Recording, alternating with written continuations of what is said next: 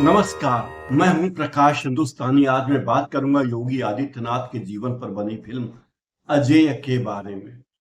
देश में राज तो नरेंद्र मोदी का है, तो फिर योगी आदित्यनाथ के जीवन पर फिल्म कैसे बन सकती है, और अगर बनेगी भी तो कैसे रिलीज हो सकती है? पहली बात तो ये, सेंसर बोर्ड ने फिल्म को काफी दिनों तक रोक के रखा और ले देकर बड़ी मुश्किल से जब ये फिल्म रिलीज होने की नौबत आई तो देश भर में कुल 500 स्क्रीन ही मिले जहां योगी आदित्यनाथ के जीवन पर बनी फिल्म अजय का प्रदर्शन हो पा रहा है। दरअसल इस देश में कौन चाहता है कि योगी आदित्यनाथ प्रधानमंत्री नरेंद्र मोदी के नक्शे कदम पर चले?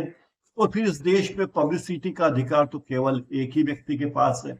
योगी आदित्यनाथ को चूंकि आगे ख्वाब आ रहा है और भी बड़े पद पर जाने का, इसलिए उनके जीवन पर फिल्म बनवाई गई है। फिल्म को उत्तर प्रदेश और उत्तराखंड में ठीक ठाक स्क्रीन मिले हैं, बाकी राज्यों में गिने चुने स्क्रीन ही फिल्म को मिल पाए हैं। मैं जिस शहर में रहता हूं, इंदौर, उसमें केवल एक शो इस फिल्म का हो रहा है और वो शो भी हो रहा है रात को 10:30 बजे से। यानी कोई आदमी गलती से अगर देखना भी चाहे तो वो फिल्म देखने के लिए नहीं जा सकता। ये व्यवस्था प्रशासन ने कर दी है, या फिल्म वितरकों ने और सिनेमा घरों के मालिकों ने ही व्यवस्था कर दी। योगी आदित्यनाथ को भी लगा होगा कि अगर सरदार पटेल पर केतन मेहता फिल्म बना सकते हैं, एक्सीडेंटल प्राइम मिनिस्टर के नाम पर अनुपम खेर मनमोहन सिंह बनकर आ सकते हैं, नवाजुद्दीन सिद्दीकी बाला साहब देवरस बनकर आ सकते हैं और कंगना रनौत जयललिता के रूप में फिल्म की हीरोइन बन सकती हैं, पंकज त्रिपाठी मैं अटल हूं बनकर फिल्मों में आ सकते हैं अटल जी की छवि बनाने के लिए, ममूटी राजशेखर रेड्डी के जीवन पर बनी फिल्म में आ सकते हैं, एन.टी. रामाराव के जीवन पर फिल्म बन सकती है, जयप्रकाश नारायण के जीवन पर फिल्म बन सकती है, नरेंद्र मोदी के जीवन पर पीएम नरेंद्र मोदी के रूप में विवेक ओबेरॉय सामने आ सकते हैं। ऐसे में योगी आदित्यनाथ के जीवन पर फिल्म क्यों न बने? इमरजेंसी फिल्म का नाम रहा हो, लेकिन कंगना रनौत इंदिरा गांधी बनकर आ गई, रणदीप हुड्डा वीर सावरकर बनकर आ गए।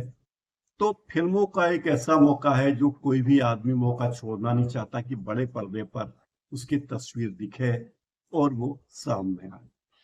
अब ठाकुर अजय सिंह बिष्ट के जीवन पर बनी फिल्म, जिन्हें योगी आदित्यनाथ के नाम से जानते हैं, ये शांतनु गुप्ता की एक किताब the monk who became chief minister पर आधारित है।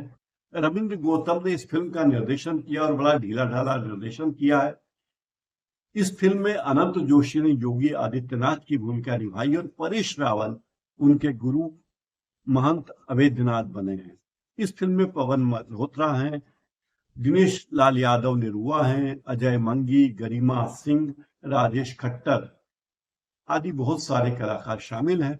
लगभग 2 घंटे 39 मिनट की फिल्म है, जिसमें राजनीति, आध्यात्मिकता और सामाजिक न्याय का मिला जुला रूप दिखाने की कोशिश की गई है।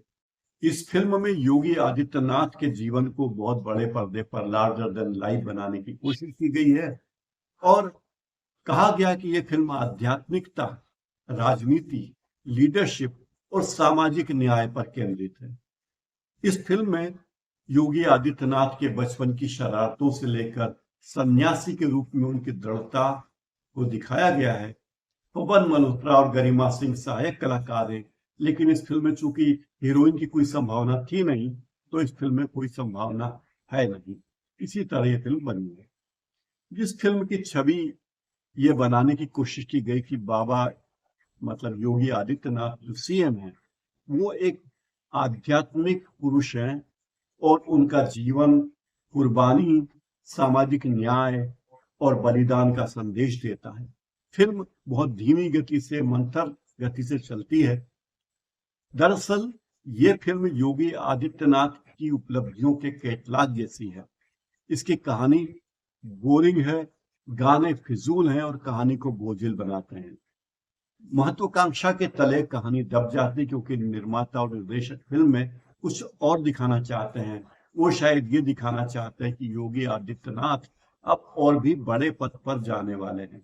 ये कोई कमर्शियल एंटरटेनर नहीं है। तो दर्शकों ने भी उसे उस तरह कमर्शियल इंटरटेनर माना नहीं है। जो गिने चुने दर्शक इस फिल्म को देखने के लिए मेरे शहर में आए थे, वो किसी एजेंडा के तहत आए होंगे, ऐसा मुझे लगता है। बाकी किसी व्यक्ति में कोई उत्साह इस फिल्म को लेकर देखा नहीं गया। दावा किया गया है कि इस फिल्म में योगी आदित्यनाथ के जीवन की अनकही कहानी है, उनके संन्यास की कहानी है, उनके नेतृत्व की कहानी है। पर इस सब के पीछे जो मनोभाव है उसे सब जानते हैं। नरेंद्र मोदी की राह पर चलना चाहते हैं योगी आदित्यनाथ, और वो चाहते हैं कि उन्हीं की तरह उनका भी बड़ा बोलबाला रहे। लेकिन फिल्म में योगी आदित्यनाथ के जीवन की कोई नई रोशनी पेश नहीं करते। ये बायोपिक है, लेकिन जिस तरीके से बायोपिक्स बन रही हैं भारत, वे प्रोपेगेंडा फिल्म से ज्यादा कुछ हो नहीं पाती। आधुनिक नेताओं को लेकर फिल्में बन रही है, कुछ उद्योगपति अपने पैसे पर फिल्में बनवा रहे हैं उनके जीवन पर, और कुछ फिल्में होती है जो बड़े बड़े हीरो हीरोइन के बच्चों को लॉन्च करने के लिए बनाई जा रही है। तो ये सब कमीशन फिल्में भी आजकल इस दौर में बहुत आ रही हैं। ऐसे में योगी आदित्यनाथ की इस फिल्म को देश में कोई नोटिस नहीं ले रहा है। ये जनता के धन की एक बर्बादी है। हालांकि ये कोई सरकारी खर्च से नहीं बनी है, लेकिन धन किसी का भी हो, है तो इस देश की जनता का ही। तो ये सार्वजनिक धन की बर्बादी का एक नमूना है। योगी आदित्यनाथ के चेहरे पे जो भाव आते हैं, वैसे ही भाव इस फिल्म के मुख्य कलाकार के चेहरे पर आते हैं। यानी भाव शून्य चेहरा होता है।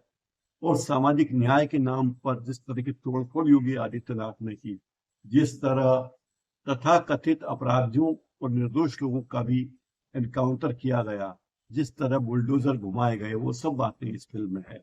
इस फिल्म से योगी आदित्यनाथ को कोई फायदा होगा, मुझे नहीं लगता कि उनकी राजनीति इससे आगे बढ़ेगी। इस फिल्म से निर्माता निर्देशकों को तो कोई फायदा होने वाला है ही नहीं। आप इस बात का अंदाज लगा सकते हैं कि करोड़ों रुपए की बनी इस फिल्म ने पहले दिन बॉक्स ऑफिस पर केवल 20 लाख रुपए ही अर्जित किए। यानी ये एक और ऐसी फिल्म है जो बॉक्स ऑफिस पर एक डिजास्टर साबित हो रही है। किसी को ऐसी फिल्म देखने में रुचि नहीं है, लेकिन निर्माता निर्देशक इस उम्मीद में है कि अगर योगी आदित्यनाथ इस देश के नंबर 1 नेता बन गए तो वे जरूर कहीं ना कहीं से मलाई खाएंगे। उन्हें कोई ना कोई मौका आगे जाने का जरूर मिलेगा। आज इस कार्यक्रम में फिलहाल इतना ही। चैनल को लाइक कर लीजिए, सब्सक्राइब कर लीजिए और बेल आइकन जरूर दबा दीजिए। बहुत बहुत धन्यवाद। नमस्कार।